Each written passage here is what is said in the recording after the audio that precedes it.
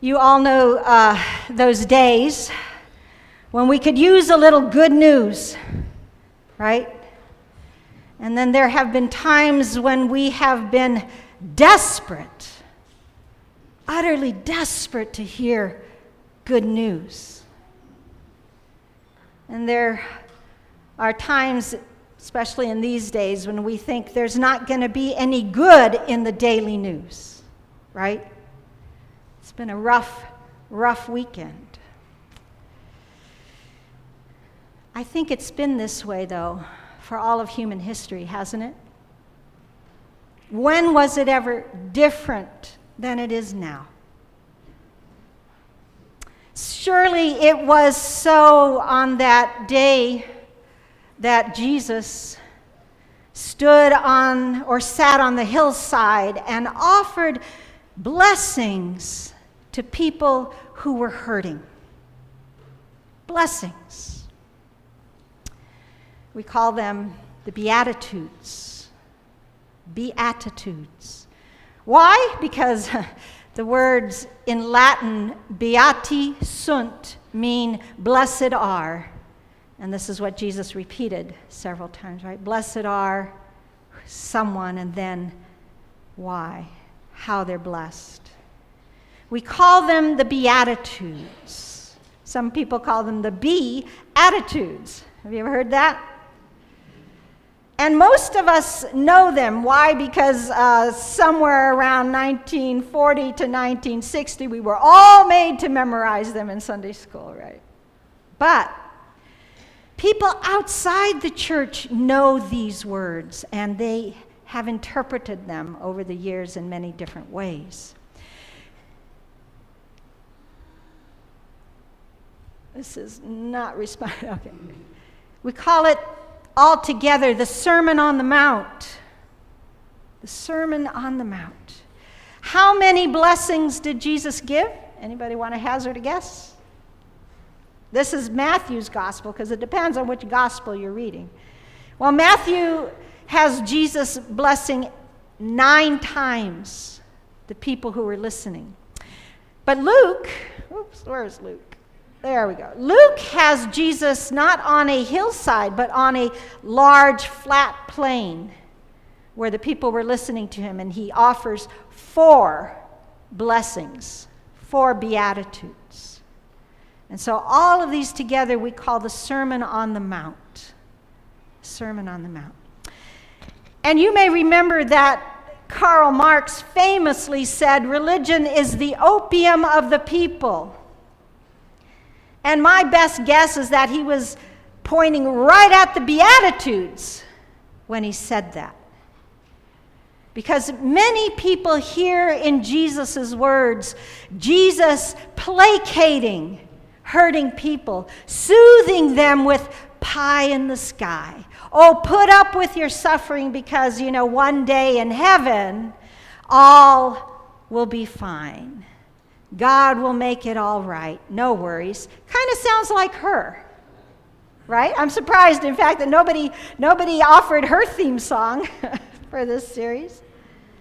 But good old Annie, no matter how gray and lonely the day may be, she's thoroughly convinced that the sun will come out when? Tomorrow.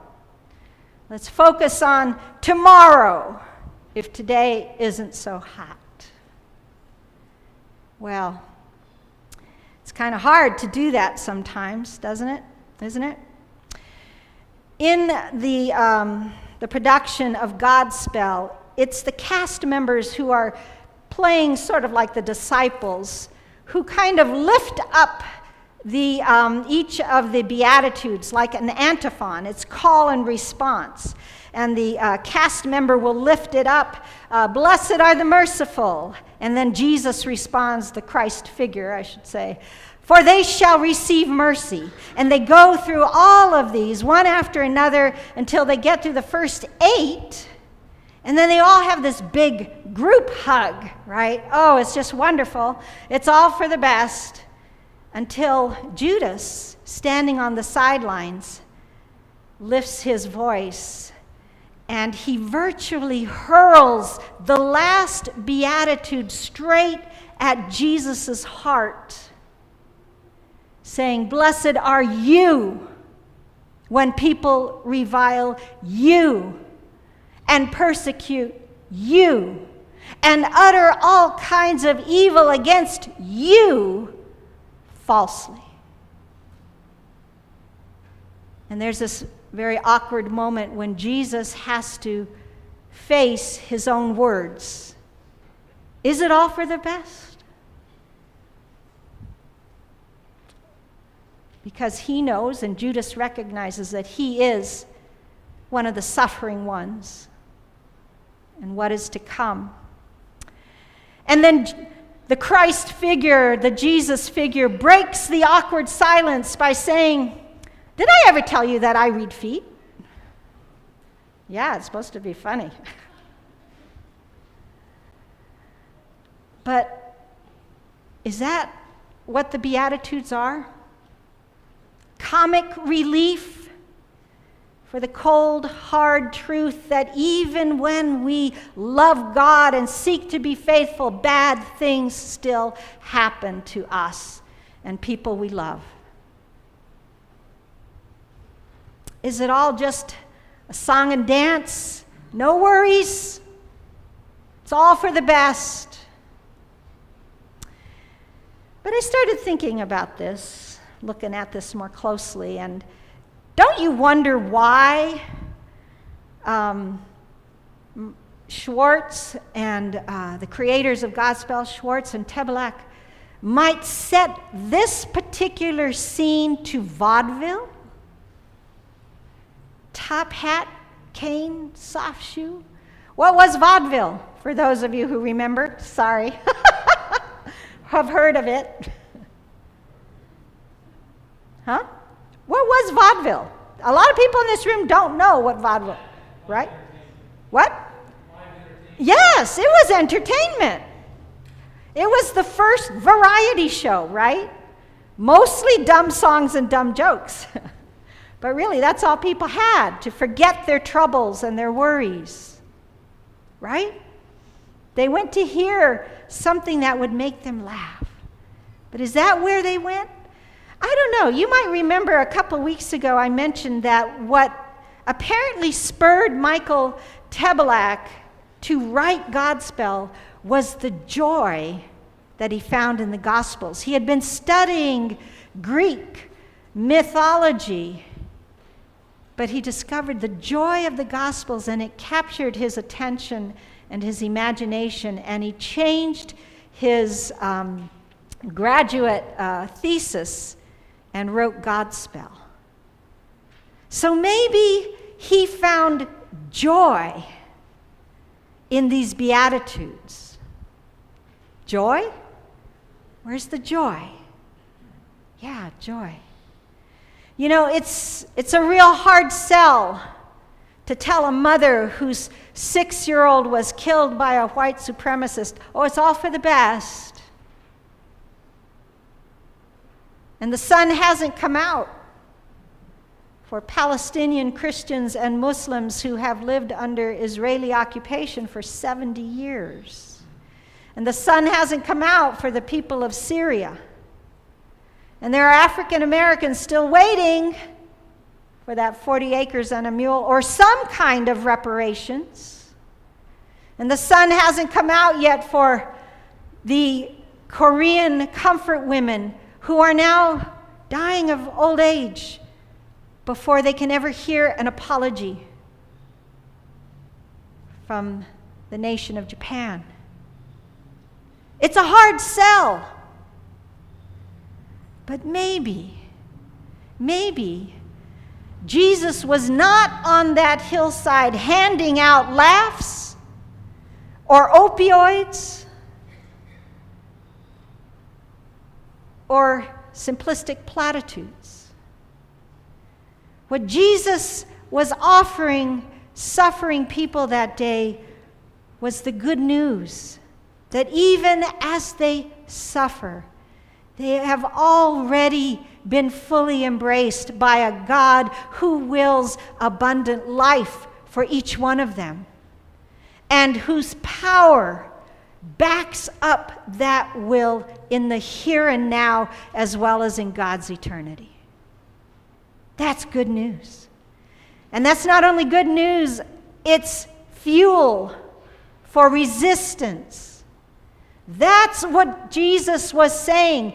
You people, you who suffer, you are the people who God uses to bring the kingdom of God here on earth as it is in heaven. Here and now, not in heaven later. Jesus was not handing out pablum. He was empowering the people. When I was in college, Kurt Vonnegut was one of the authors who had my full attention. I don't know if any of you have read Vonnegut. But he said something very, very powerful about Jesus' Beatitudes. Let me share that with you.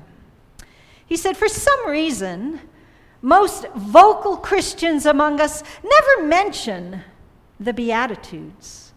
But often with tears in their eyes, they demand the 10 Commandments be posted in public buildings.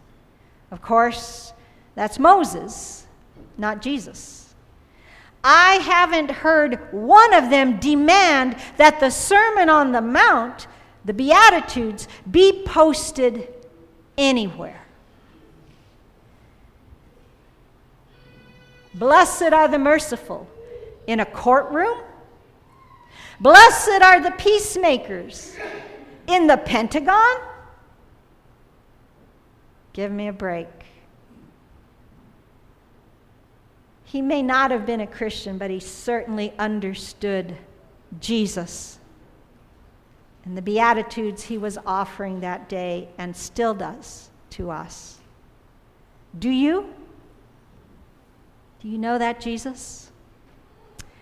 Blessed are you when you leave your homeland with nothing in your arms but your babies, and you walk 1,000 miles being abused, suffering hunger and disease along the way, only to have the gates of your hope slammed in your face when you arrive, and hauled out with your babies ripped from your arms. Blessed are you, for the doors of God's kingdom are wide open to you. As we give, let's give in the hope and the joy that a loving God embraces wherever we are today fully, our suffering, our joy, whatever it may be, and offers us all that God has to bring abundance into our lives and the life of the world.